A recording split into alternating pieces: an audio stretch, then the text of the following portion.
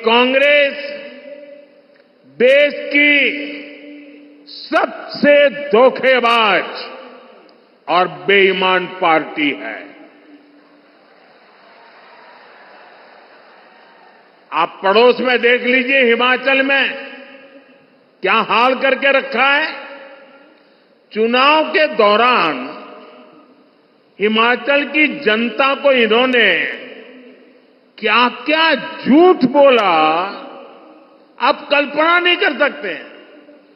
अब सरकार बनने के बाद कांग्रेस ने अपने वायदों से पल्ला झाड़ लिया है। जनता कांग्रेस से कह रही है, क्या हुआ तेरा वादा?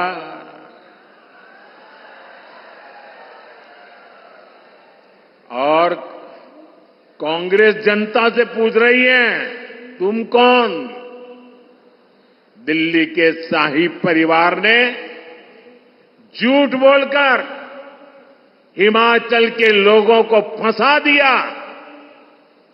आज हिमाचल में कर्मचारियों को उनकी सैलरी और डीए देने तक इनके पास बजट नहीं है। साथियों, जहां कांग्रेस होती है वहां कभी भी स्थिरता नहीं आ सकती। जो पार्टी अपने नेताओं के बीच एकता नहीं ला सकती, वो राज्य में स्थिरता कैसे लाएगी?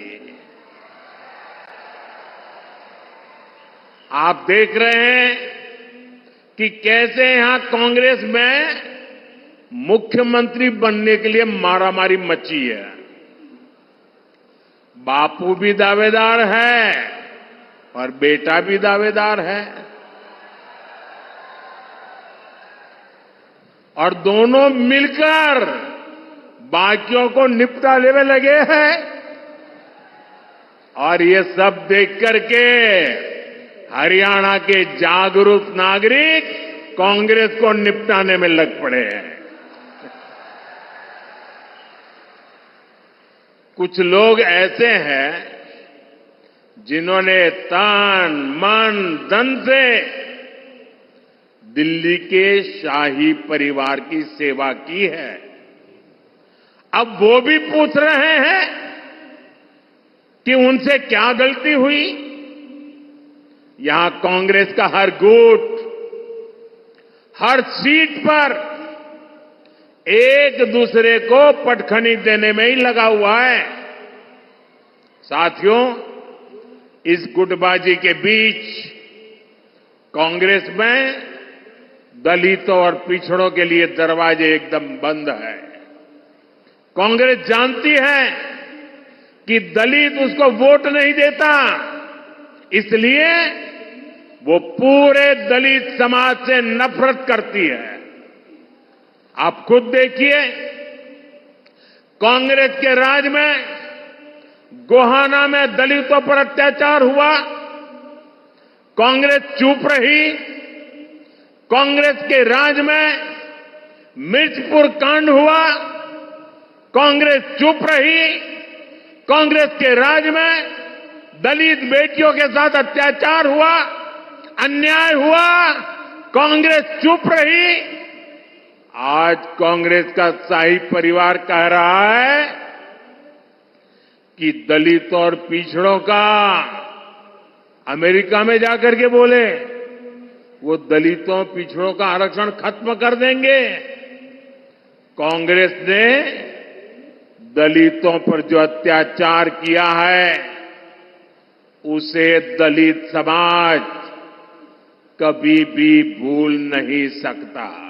आपसे किसानों की बात करें, आप उनसे एक बात पूछोगे? जरा जोर से बोलिए ना, पूछोगे? जरा उनको पूछना कि आप जो हरियाणा में बड़ी बड़ी बातें करते हो, बड़ी बड़ी घोषणाएं कर देते हो, तारे तोड़ करके लाने की बातें कर रहे हो, अरे भाई, तुम्हारी कर्नाटका में सरकार है, तेलंगाना में सरकार है, हिमाचल में सरकार है, कुछ तो लागू करके दिखाओ। जरा इसको इतना पूछ लीजिए। ये यहां बातें करते हैं और वहां लागू नहीं करते हैं। कर्नाटका में इनकी सरकार है, वहां कांग्रेस सरकार के बनने के बाद सैकड़ों किसान आत्महत्या कर चुके हैं। सच्चाई यही है कि कांग्रेस देश के किसानों के जान की दुश्मन है। वो सिर्फ किसानों को झूठ बोल सकती है। यहां कांग्रेस ने एमएसपी पर भी आपसे सिर्फ झूठ बोला है। सच्चाई यह है कि यहां भाजपा की सरकार 24 फसलों को एमएसपी पर खरीद रही है, जबकि कांग्रेस शासित राज्यों में इक्का दुक्का फसलें ही एमएसपी पर खरीदी जाती है। आप मुझे बताइए, ऐसी धोखेबाज कांग्रेस पर क्या हमारे किसान भरोसा कर सकते हैं क्या? हाथ ऊपर नहीं, मुंह से बोलिए। भरोसा कर सकते हैं क्या? साथियों, हरियाणा का भरोसा तो भाजपा पर ही है। बीते एक दशक में भाजपा ने यहां विकास को नई गति दी है। यहां चारों तरफ चौड़ी सड़कों का जाल बिछाया गया है। आज 5 जोड़ी वंदे भारत ट्रेनें ये मेरे हरियाणा में चलती है। हिसार से रोहतक जाने के लिए हंसी हिसार रोहतक लेन लाइन शुरू कर दी गई है। इससे हिसार से रोहतक पहुंचने के लिए समय आधा हो गया है। साथियों, ये क्षेत्र अब एक बड़ा व्यापारिक केंद्र बनने की तरफ कदम बढ़ा चुका है।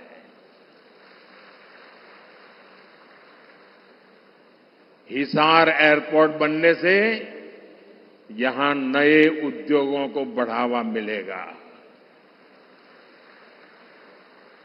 और आज मुझे बता रहे हैं कि इतना बड़ा जहाज पहली बार यहां उतरा है और मुझे आने का सौभाग्य मिला है। और भाजपा सरकार बनने के तुरंत बहुत ही कम दिनों में इसका कॉमर्शियल कामकाज भी शुरू हो जाएगा दोस्तों। और इसका फायदा व्यापार उद्योग के साथ साथ यहां के किसानों को भी होने वाला है। अब किसानों की उपज आसानी से कम समय में विदेश निर्यात कर पाना संभव हो पाएगा। और आज हिंदुस्तान के किसानों के द्वारा पैदावार की गई चीजें दुनिया के बाजार में गर्व से बिक रही है। इससे व्यापारियों को, दुकानदारों को, किसानों को, हर किसी को फायदा होने वाला है। हमारा प्रयास यही है कि यहां नए उद्योग लगे। हम चाहते हैं यहां दुनिया भर से निवेशक आए ताकि युवाओं को ज्यादा से ज्यादा रोजगार